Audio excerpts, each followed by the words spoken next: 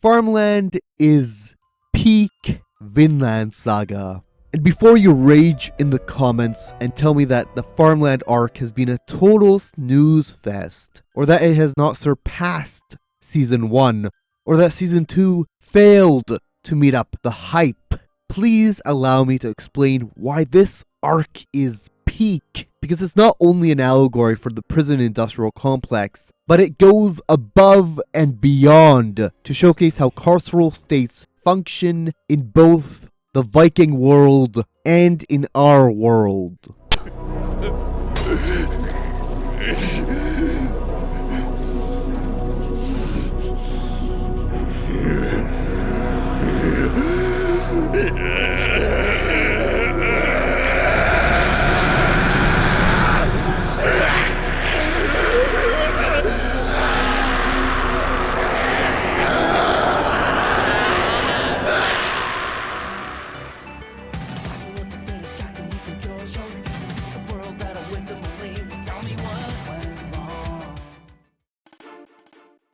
For those who've never heard of Vinland Saga, it's a manga that is set in the Viking era. The story initially follows the ex-warrior Thors, who took part in countless wars and was part of an elite group of Vikings called the Yoms Vikings. However, Thors would run from the battlefield and would try to live a peaceful life in Iceland. It is in this very first chapter, the very first episode, where readers will first encounter a slave and the concept of enslavement. And Thors would give this dying slave hope that far beyond the horizon there exists a place called Vinland. It's a place that's free from the fires of war, free from hunger and enslavement. It's a place where all those who have been enslaved can run to and find peace. 遥かな西、海の向こうにヴィンランドという名の土地がある。そこは暖かく豊かで、奴隷商人も戦の炎も届かぬ遠い地だ。どうだ、いつか俺たちと一緒にその地で暮らさないか。フィンランド。But Thors couldn't run as Floki finds him and sets up a trap by hiring a group of pirates to assassinate him. 奴の船と罪には好きにしていい。トールズを殺せ。Thors gets killed, but before he dies, before he gives his life, he tells these Vikings, these pirates, some very important things. First, a true warrior doesn't need a sword. And secondly, Thors has been unable to become a true warrior, as he tells Ashilad that he is imperfect, implying that he is still a slave to violence. あんたなら一軍の大将も務まるだろう。だがなぜだね。それほどの腕がありながら15年もアイスランドに。もったいないと思わんか。思わん。こんなものに頼らざるを得んのは俺が未熟だからだ。本当の戦士には剣などいらぬ。Thors dies trying to save his son, Thorfinn, and the crew, but Thorfinn doesn't learn anything from his father or his father's sacrifice, and instead Thorfinn walks down a path of blood, a path of revengeance. Thorfinn in a sense resembles Guts from Berserk in these early parts, as he grows up on the battlefield and is taught by Ashilad. Askeladd drills Thorfinn with the mentality that on the battlefield, the strong kill the weak, and due to this natural law, the weak are deserving of death, and the strong are deserving of life.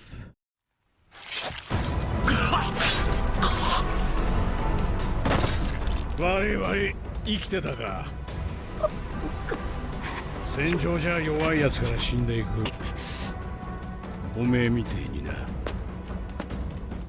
Hence, Askeladd would teach Thorfinn how to survive the harshness of the Viking world, as Thorfinn learns from these monsters and would carve a path through the use of senseless violence. Thorfinn, however, does not find any enjoyment in war, and is seen in multiple scenes howling in pain. And although he isn't a slave, as he has agency, he does not leave the battlefield, and instead continues to seek revenge.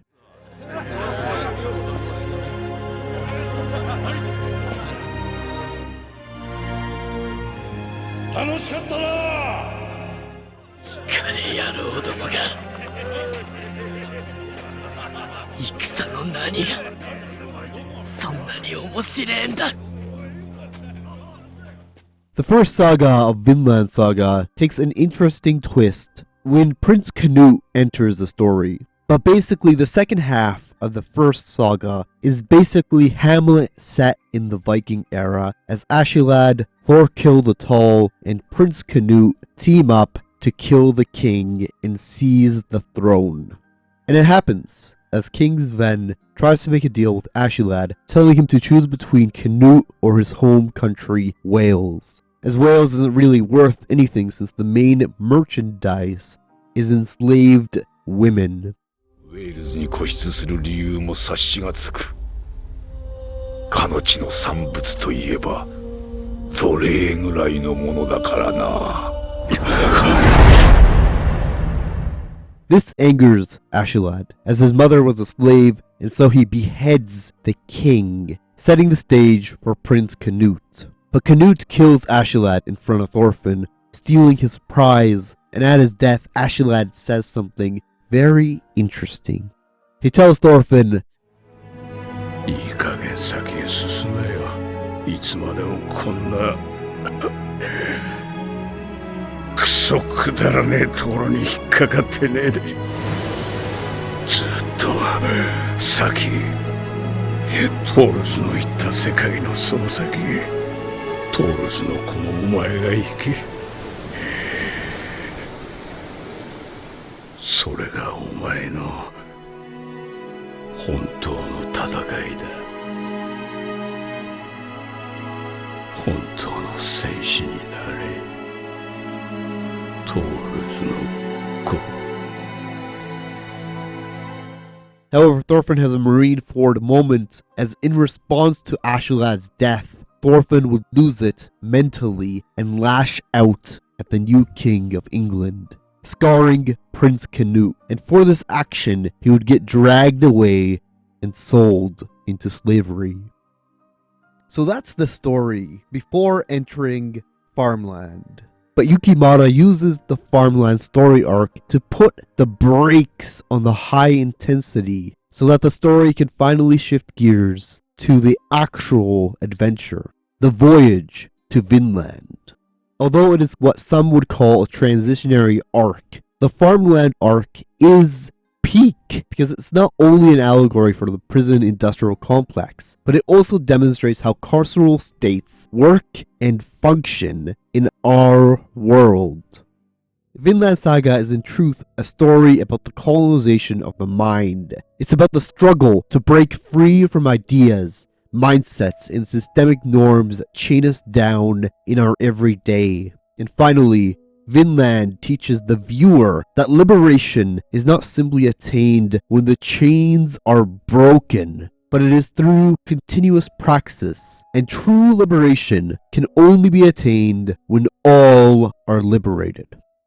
So I welcome you, dear viewer, to the Carceral State of Vinland Saga Season 2. Hey, small heads up. If you enjoy these anime video essays, don't forget to subscribe and hit the bell, and throw me a comment about your favorite anime. I do take suggestions. With that aside, let's go. Let's get into it.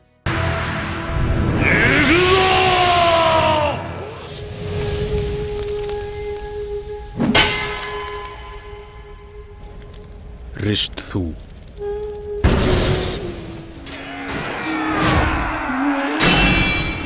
Rishtu í bráð. Rishtu í fjandmann. Rishthu.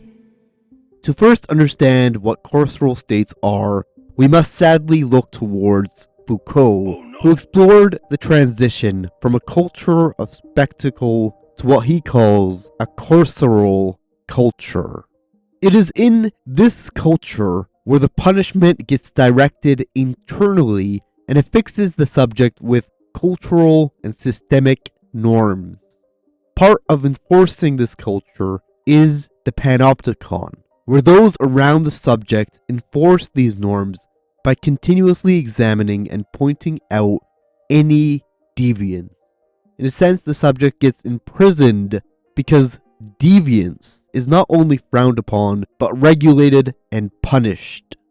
Although I am tracing this idea back to Foucault, in truth, the idea of a carceral state has been enhanced by black academics who have applied this theory to the prison industrial complex, which are built up through different prison pipelines. In this carceral state, the actual state and its citizens actively take part in imprisoning black people who deviate from white societal norms, and due to such a deviance, they are marked as a threat to white society. As famous wealthy YouTuber FD Signifier puts it, it's because being a black boy is a criminal act. That's it. That's the simplest way I can express it to you. Being black in public, male or female, gender non-conforming, trans, cis, whatever. If you are black in public, you are in the process of committing a criminal act. You are only safe within your four walls. Period. I just wanted to acknowledge this because Foucault is really a foundation to all of this, and he does not deserve the full credit. Anyways, back to the video. Now you might be thinking, how does all this critical theory hullabaloo tie into a show about Vikings and warriors and bloody battles? The tie-in is that since the very beginning, readers have been told that Thor's, one of the elite Viking warriors, has been running from something. And this thing isn't simply death, or the fear of death, but rather what Thor's wanted to escape from was the imprisonment Viking society imposed on him through carceral cultures. And it uses this culture to further enslave people and keep slaves in their chains. Thor's at the very start showcases his desire to help and free others from this culture when he finds an escaped slave who ran away in a blizzard. And so since episode 1, we are shown the plight of the slave. And the author is very interested in not only their liberation, but breaking free from the carceral nature of Viking society.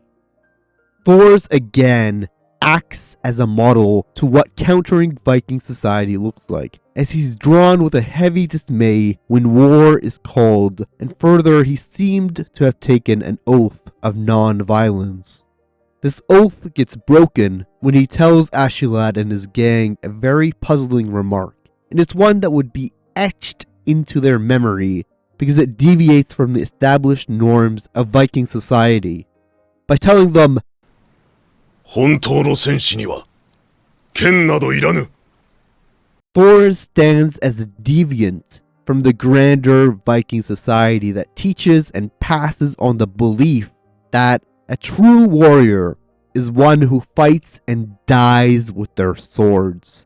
And further, it is a Viking society that normalizes violence, it normalizes the enslavement of the weak, and finally it punishes those who deviate by casting them out of society. These early examples are really the tip of the iceberg for how Yukimaru showcases the nature of carceral states. As throughout season 1 we see different ways people are enslaved, and this is mostly shown through Ashilad, as slavery for the most part and deviance gets pushed to the background. Ashilad has a particular line that recenters slavery in the early parts of the story, as he says, "Everyone is a slave to something," talking about his uncle. But it is through this single line that we can understand how Ashilad sees through the Viking mindset, and further how he uses this mindset to manipulate his gang. お前らのことが心底嫌いだった。え？豚にも劣る暗愚なデヘン人どもよ。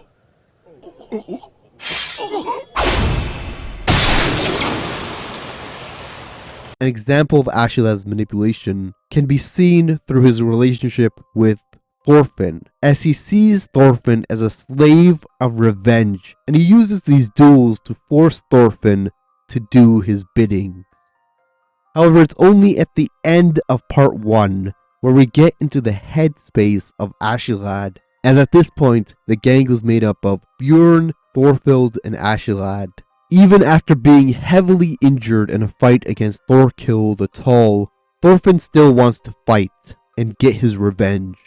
And so a final duel commences. Thorfinn at this stage is an exceptional warrior, but you can feel a kind of disappointment from Ashilad. な？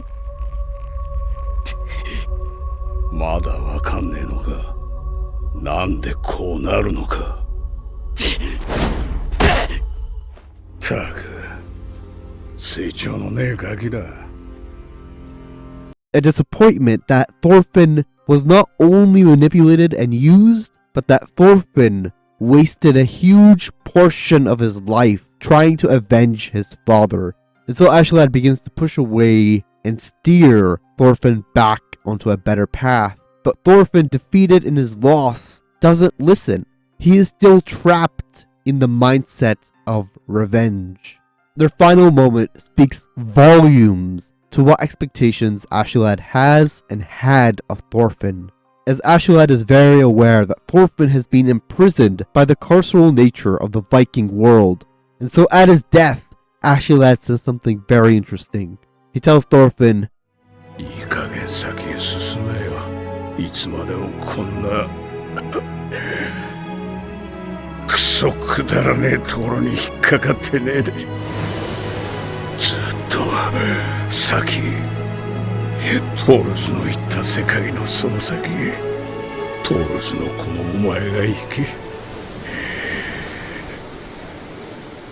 それがお前の本当の戦いだ。本当の戦士になれ。トールズの子。This final moment for me wraps up the carceral nature that has been embedded in season 1 of Vinland Saga. Because Yukimura did not simply allow the concept of enslavement to vanish from the story, and rather it hung around in that first part. And what we are being shown was another side of the carceral state and enslavement. In the grand scheme of the story, Season 1 uses violence to highlight the carceral culture of the Viking world, as warriors seem to be locked in continuous, endless warfare, as to fight and die by the sword is the way of the Viking. But on top of that is dominance through power and violence. 皆さん逃げてください。この村は狙われて。The phrase, the strong kill the weak, or the weak die and the strong survive, gets thrown around a lot, and it seems to be the natural way of the world. And it's in this naturality that colonizes the minds of the young and makes them carry a realist mentality. But Vinland is anti-realist, as both Thors and Thorkill have long been searching for a thing beyond the way of the Viking and to attain the nebulous thing called a true warrior. には何かが足りない。ならそいつ相手にコテンパンのてめえは何なんだよ。そうさ、俺にも足りない。なあ、トルフンよ。お前はどう思う？本当の戦士ってなんだ？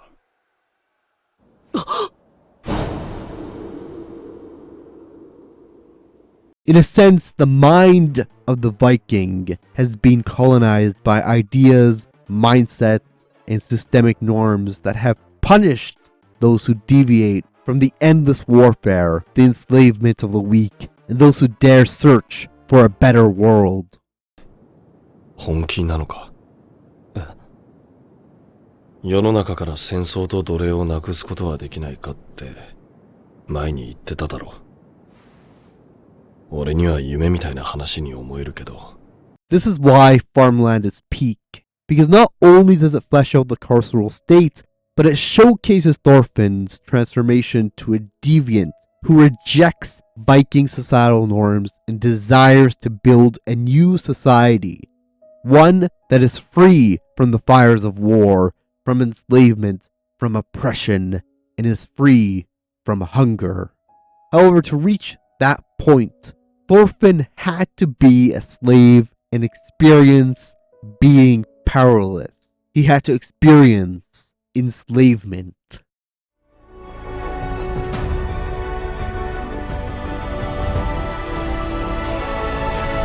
When we first meet Thorfinn, it is through the eyes of a new character called Einar, who is a slave. When Einar first meets Thorfinn, the reader can instantly tell that Thorfinn has lost any ambition he's had and that he's been hollowed out. And this emptiness, felt when first seeing Thorfinn, gets expanded as Thorfinn admits that he is now empty. This lack of fight, lack of spirit, is probably why a warrior like Thorfinn continued to work at the farm or be a slave when he has the physical strength to break free at any moment. Side note here, this powerlessness really upset fans of Season 1 because many came into Season 2 thinking it would be the same formula, but what they don't understand is that Thorfinn is mentally broken, that Thorfinn has lost sight of the future. 俺はなかったよ。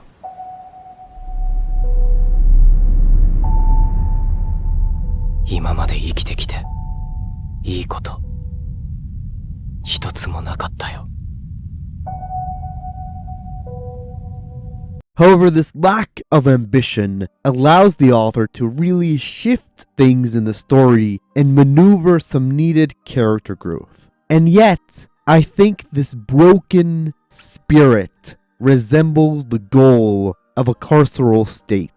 That in our society, capitalists do anything in their power to cut off hope and the possibility of an alternative future. Instead, what is being pushed is a capitalist realism that makes people believe that they are forever imprisoned in this hellish system and that there isn't any hope for better futures. In a close examination, the same practice of breaking down the spirit occurs in prisons that profit massively off human labor, and this exercise of human labor links well to Vinland Saga Season 2. But the breaking of the spirit doesn't simply occur in prisons, and simply pinning that in a singular setting is wrong because capitalist societies continuously attempt to break the spirits of workers and those who are trying their very hardest to fight the system and simply survive. One thing I want viewers to understand is that there's no such thing as a good master. And Vinland Saga highlights this too, as the master promises Thorfinn and Einar that they can regain their freedom if they create a profitable farm. そうだ。自分の力と正しい手続きで自由になれ。But in contrast to this kindness is the master's possession of our need. アルネイズさんも自由になれるんだったらな。そしたらもっと晴れ晴れした気持ちになれるんだけど。旦那は彼女を手放す気がないからな。Our need is the master's handmaid, but it's made quite clear that she's actually his sex slave, or in kinder words, a comfort woman. And she is severely chained to the master, as when she does try to escape, he punishes her brutally. 他にもう二人奴隷がいると聞いた。二人ともトルフィンの友達だと。金は払います。譲っていただきたい。誰がいらんと言った。トルフィンとエイナルはどこへなりと連れて行けばいい。だがアルネイズはおらん。その女はわしのものだ。Reeling things back, Vinland Saga Season 2 does exceptionally well in showcasing how the retainers humiliate, dehumanize, and cement the hierarchies of the Viking world, as they attempt to destroy Thorfinn and Einar's hope by uprooting the wheat they worked months to simply grow. Like this exchange says it all, where the retainers tell Thorfinn and Einar, どうせ奴隷の作った麦だ。臭くて食えやしねえんだからや。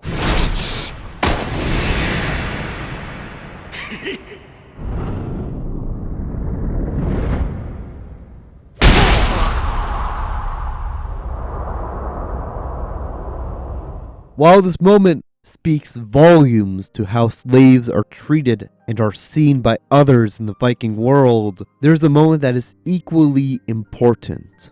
This moment occurs when Olmar and the guests are drinking together, as he was feeling depressed because he hasn't proven himself with the sword. And so the guests tell him that there are people on the farm that can be killed. And it's a chilling remark. この農場にもいるじゃないですか。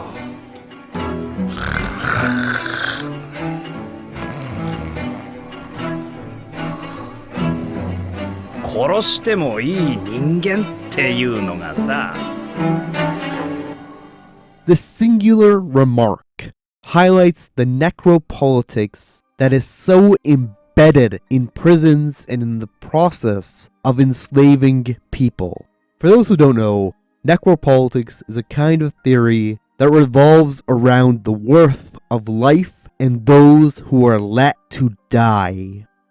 In the Farmland arc, we are shown countless times that the retainers and the guests see their lives to being worth more than the slaves, and on the flip side, the slave's life doesn't really matter, and thus they can be executed at a whim's notice.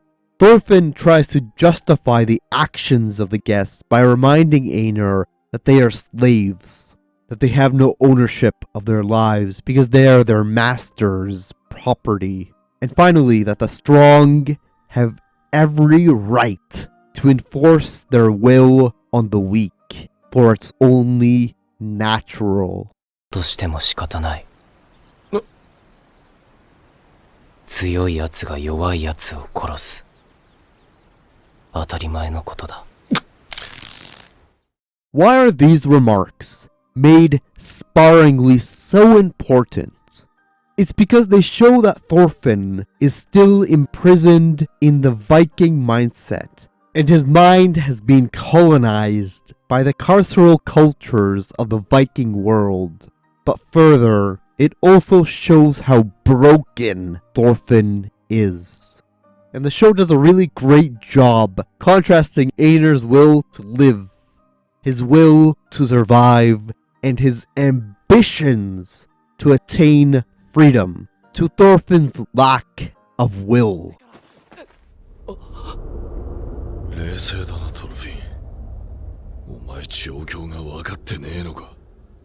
怒れよトルフィン。俺たちの武器がダメにされたんだぞ。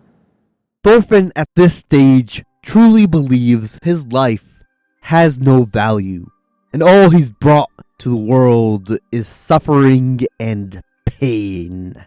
To a degree, this breaking of will makes Thorfinn the perfect obedient slave.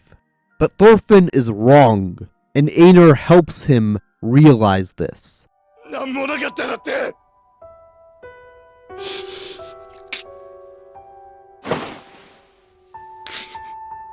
違うだろ。違うだろ。くそったれ。甘えんだ。 Thus, while Farmland showcases how slavery works in the Vinland world, it also acts as a counter to the ideas, the mindsets, and the systemic norms that have imprisoned the mind of Thorfinn. And it counters these carceral cultural things through the breaking of chains. For liberation comes in many different forms. But to achieve this liberation, there has to be a struggle. And it's in this struggle where Thorfinn decolonizes his mind and finds clarity. And rediscovers an alternative path.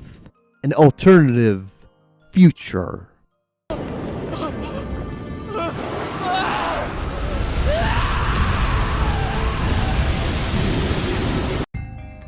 A crucial part of Farmland is watching Thorfinn struggle to break free of the chains that surround his heart and his mind.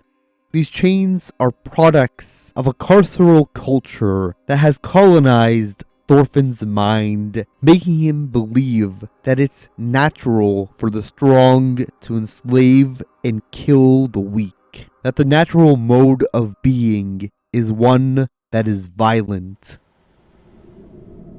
強いやつが弱いやつを殺す。当たり前のことだ。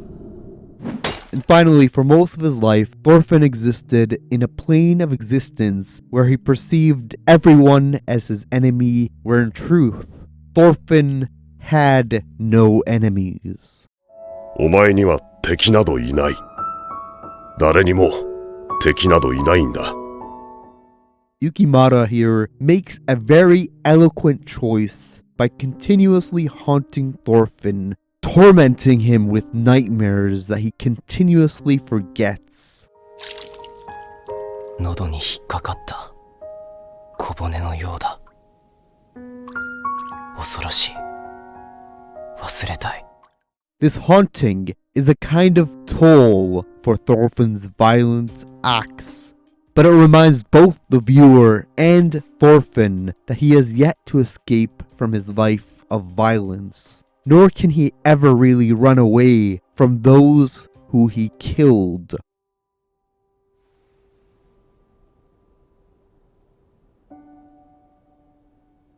殺した。大勢殺した。戦から戦へ。村を襲い。たくさん殺した。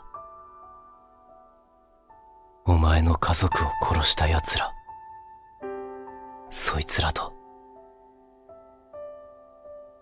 俺は同じだ。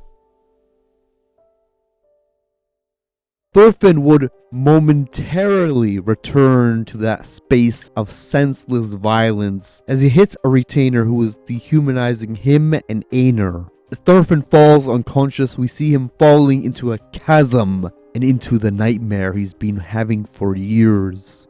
Thorfinn's nightmare reinforces the deviance presented by his father, as when we finally get a glimpse at what Thorfinn has been seeing, we meet a Thors who smells blood.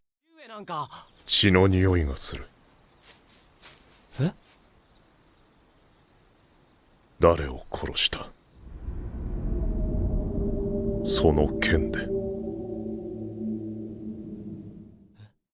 However, Yukimoto goes further as those who Thorfinn killed break the ground he stands on and they drag him down to a place he first perceives as Valhalla.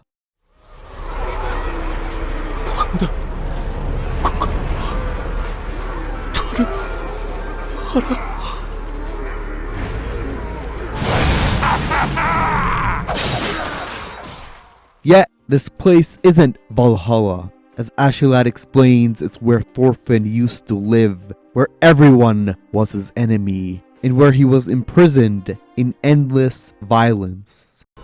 ここじゃ自分以外は全員敵なのさ。自分以外全員敵。覚えてるか、トルフィン。お前もかつてはこの世界の住人だった。This plane of existence is the embodiment of the carceral culture that the Viking world enforces. But what is also stressed on are those who Thorfinn has killed as they mount up on top of each other and force him to face them. Thorfinn attempts to apologize, but Ashilet tells him to cut it out because this isn't about him, but rather it's about atonement, and part of that process is facing those he has killed.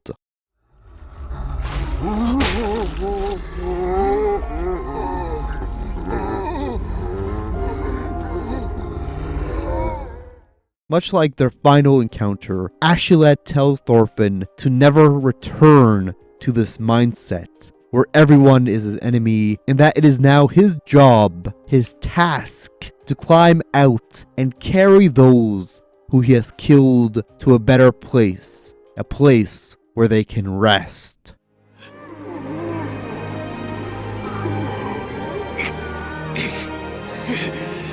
行け！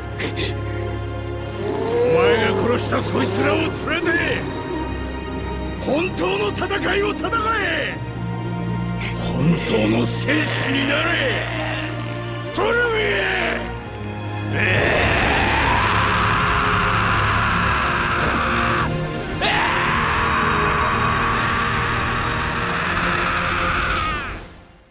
！And thus Thorfinn gets a tiny sliver of clarity and some direction to his life.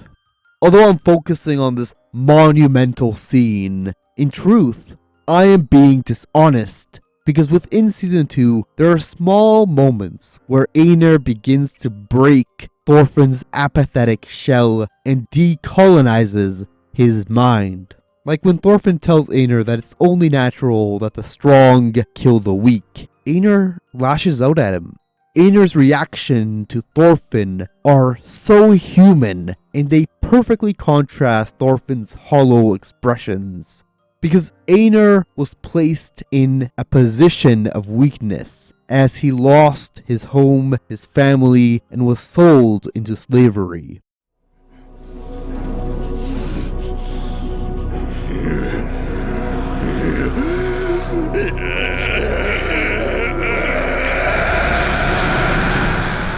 Or later in this episode, when Thorfinn was having a nightmare, we see Einar drip into that plane of violence as his hatred mounts up and he tries to kill Thorfinn in his sleep.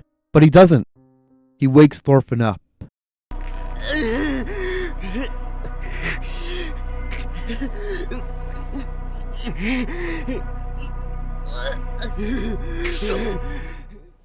Nande omae wa 俺がうなされるたびに起こすんだ。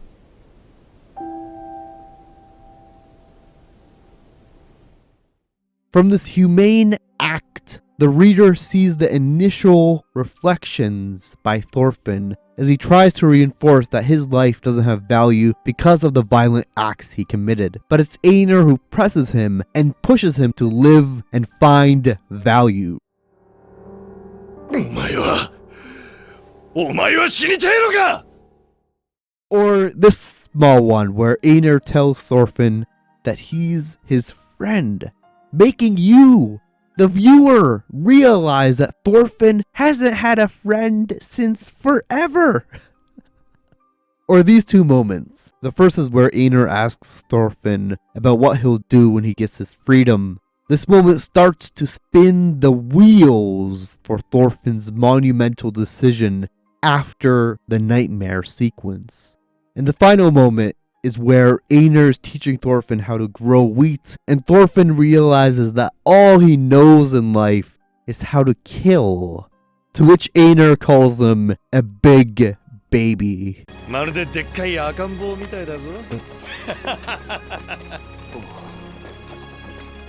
And finally, there's this moment where Thorfinn and Einar chop down the final tree and they begin to celebrate. And the viewer gets a sense of hope for the two, but there's also now a deep bond of brotherhood and a complete different look in Thorfinn's eyes. So Yukimura, through these snippets, demonstrates the transformation of Thorfinn into a more human, a more loving, and a more kinder individual. But what's important to stress here is that Thorfinn does not transform alone, but rather he needed Einar, and arguably, without Einar, Thorfinn wouldn't have been able to climb. All of this leads up to two monumental moments. The first is where Thorfinn swears an oath of non-violence. 俺はもう二度と人を傷つけない。もう今日で暴力と決別するんだ。生まれ変わるんだ。生まれ変わって償いをしなくちゃ。And secondly, Thorfinn begins to imagine a future that is free from the shackles that the Viking society imposes on its people. お前はどう思う、エイナル。世の中から戦争と奴隷をなくすことはできないもんかな。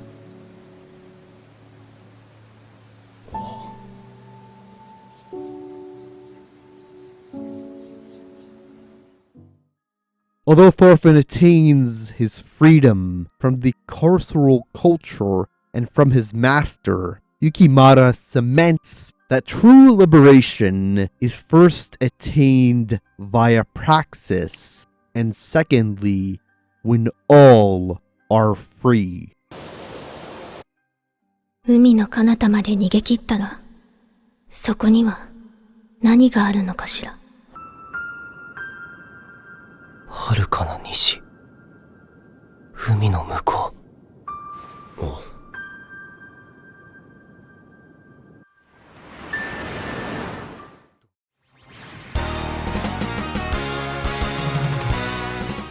Almost every main character in anime has an ambition, a dream, and a goal. For Goku, it's to keep fighting strong people.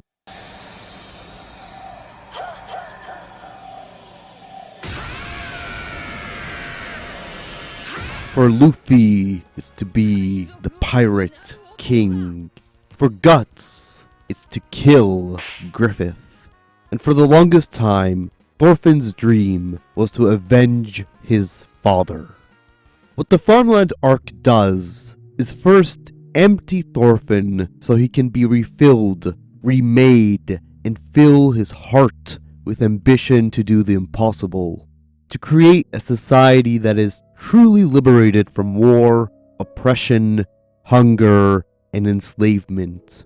And this is why the scene where Thorfinn and Canute finally meet is so monumental. It's because it's a clash between ideology, a clash of ambitions, and a clash between two men who want to shape the world. Further, it's a clash between the powerful and the powerless. I think it's wild how Thorfinn responds to Canute in this scene, as when he's asked, "What will you do? What can you do?" Thorfinn tells Canute, "I'll run." And it's a tiny remark, right? But what Yukimaru is doing here is further tying Thorfinn to his father, Thor's. Because Thor's ran. おっちゃん、昔話してくれたよね。俺たちのご先祖様は逃げて戦いを逃れてアイスランドにたどり着いたって。あの時はかっこ悪いってそう思ったけど、今はすごく誇らしく思う。 And by this time in season 2, Thorfinn understands his duty and the purpose of his life. He stood witness to Arnid meeting her husband, an escaped slave. He stood witness to the master brutally beating Arnid to death because she ran away with her husband.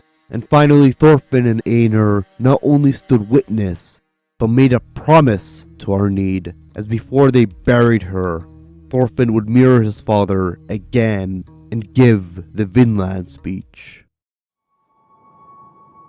遥かの西、大海の向こうにヴィンランドという名の土地がある。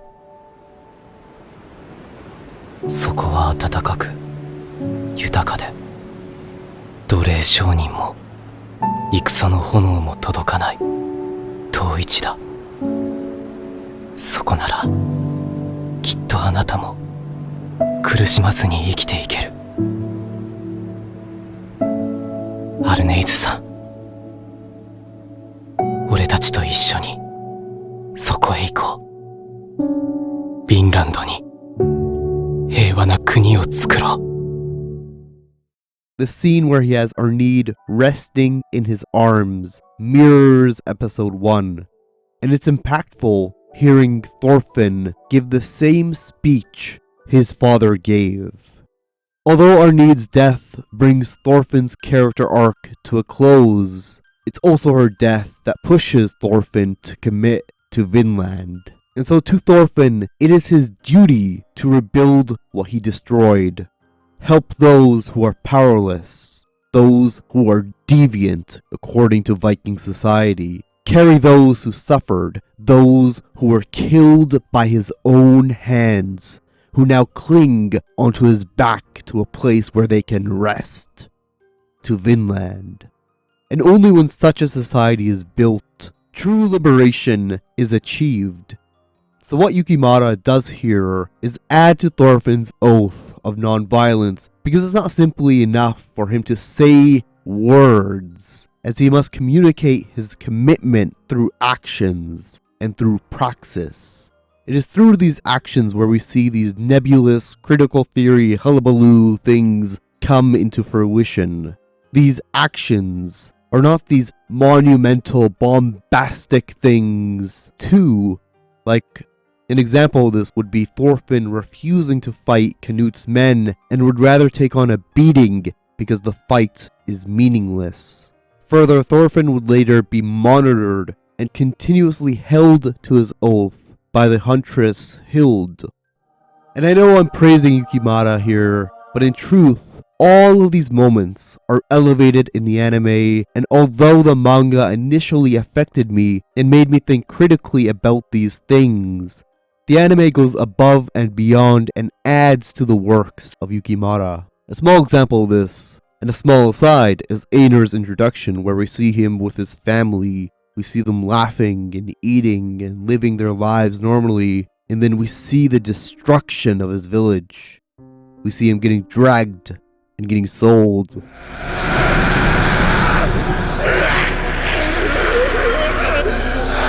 Shifting the scene to him in the slave market being observed by his next master.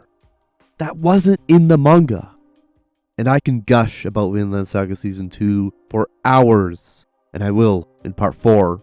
Instead, let me quickly summarize this part. A huge aspect of liberation within Vinland, and part of the reason why it's done so well in comparison to other animes, is because Thorfinn is able to imagine a future. as he counters what I dub Viking realism. This future is Vinland, and it's not something that is found, but rather it's something that must be created. Thorfinn here, at the initial stage of imagining, desires to create a society that is free from the fires of war, free from oppression, it is free from enslavement, and it is one that counters the so-called natural way of the Viking world. As in Vinland, the powerful uplift the weak, and they do not dominate them. It welcomes those who deviate from the Viking world and all those who are cast out.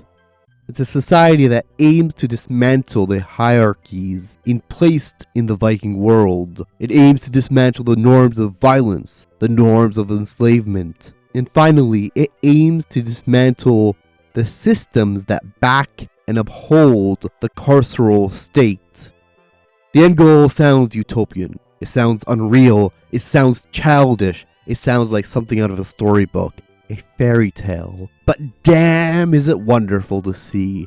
And it's important to have stories like these. It's important to see carceral cultures challenged, and further for an anime to send out the message that liberation isn't simply achieved when one single individual or group is free, but rather it's when all are free. When we have decolonized both the lands that have been occupied, but also hearts and minds. For Vinland Saga, that is true liberation.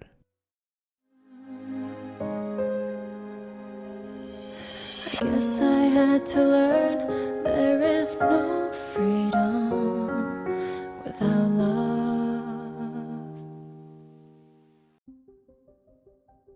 Vinland Saga Season 2 follows the narrative paths its author paved or carved since the start of the story, as although it brings the momentum of Season 1 to a drastic halt, it brings a needed self-reflection and rebirth of the once fierce Viking warrior Thorfinn. 大丈夫だ。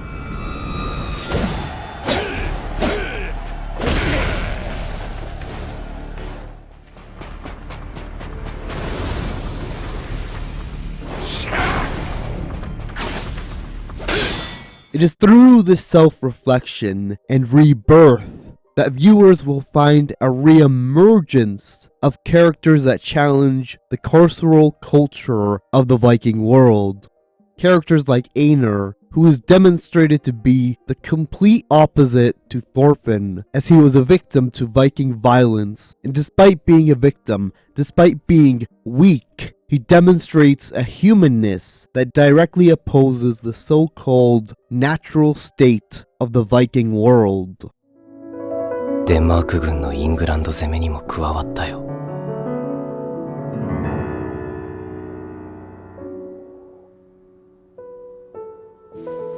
俺は戦士だった。軽蔑するか、エイナル。However, it's not simply the characters that challenge carceral cultures, as there is a haunting that reminds both Thorfinn and the viewer that what Thorfinn did in Season 1 was wrong and that he must now atone for his sins. This haunting comes from the dead, from those who Thorfinn saw as too weak to survive the battlefield, from those who may have deviated from Viking society, or from those who are simply fighting to protect themselves from a raid.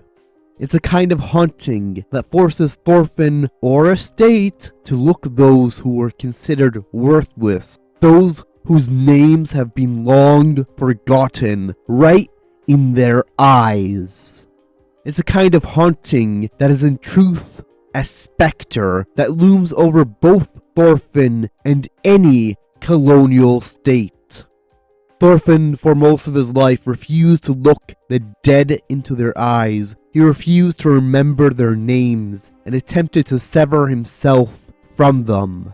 He became hollow, empty and apathetic. But the dead, the specter, continue to haunt him in his dreams, in his nightmares. And they did not let him rest, because he did not deserve rest. He did not deserve peace.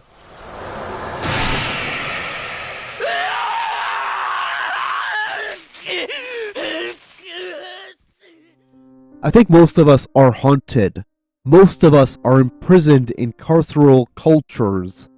Most of us do not face the dead, the forgotten, those considered worthless by society, those who are simply let to die because they deviate from the norms.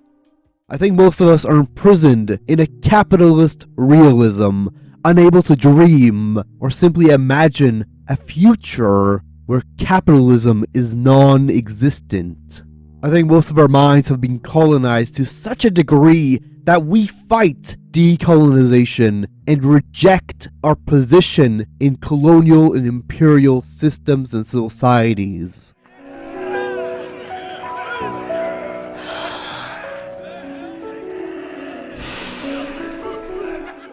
I think ever so often we have to fall, not to give up hope, not to fall into despair, but so that we may be reminded of the hell that we live in, so that we, like Thorfinn, can climb and find clarity, find brotherhood, and camaraderie.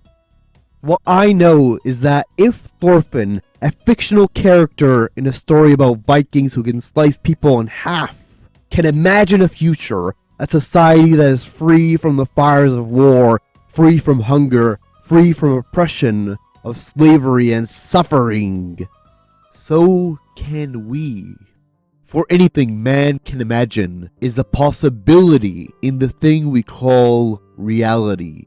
Vinland can be created in our reality, and the future that seems to be lost can be found.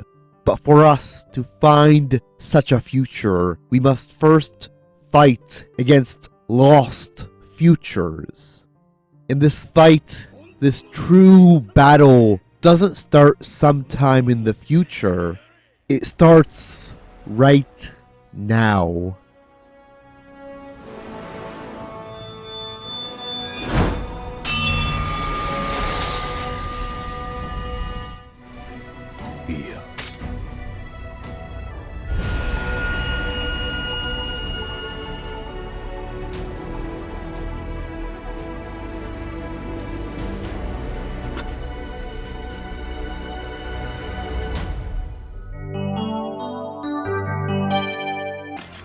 It's over. 2000! What?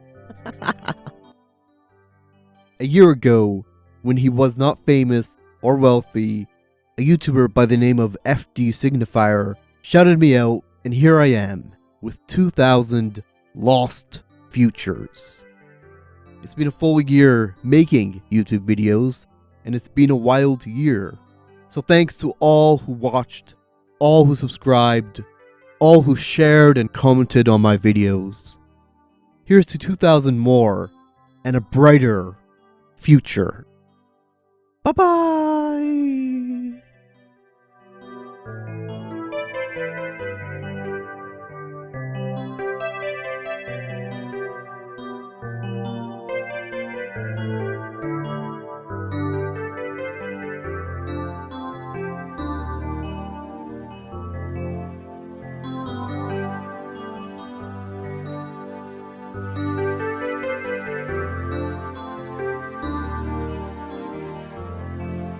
We good? I think we got it. Yeah, okay, cool. Cool, yeah, I just didn't know the line, okay? Like, come on, give me a break, man. Give me a break.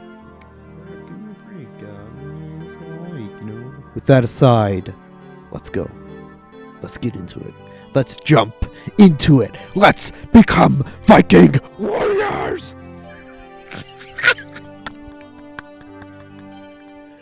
Oh, shit.